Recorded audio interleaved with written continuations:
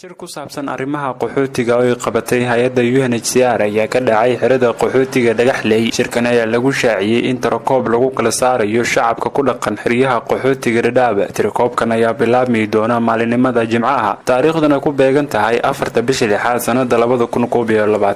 Tirakoobkan ayaa kaga duwanaan doona tirakoobyadii hore in uu noqdo mid lagu kala saarayo shacabweynaha ku dhaqan xeryaha qaxootiga Dadaab, kuwaasi oo loo kala saari doono shacab u dhashay dalkan Kenya ee dhalasho ahaan ka soo jeeda dalka iyo waliba kuwa u dhashay dalkaasi Soomaaliya balse magangalyo u soo raadsaday xeryaha qaxootiga Dadaab. Shacabka u dhashay Soomaaliya ee ku nool xeryaha qaxootiga Dadaab ayaa qaarkoodna loo celin doonaa dalkoodii hooyay Soomaaliya, halka kuwa kale ee nasiibka u yeeshay inay helaan dibudejin dal saddexaad ah ayagana la siin doono. Tirakoobkan ayaa la rajeynayaa inuu noqdo tirakoobkii ugu dambeeyay ee ka dhacay xeryaha qaxootiga Dadaab, maadaama dowladda dalkan Kenya ay codsatay in albaabada la isugu dhufto guud ahaan xeryaha qaxootiga Dadaab.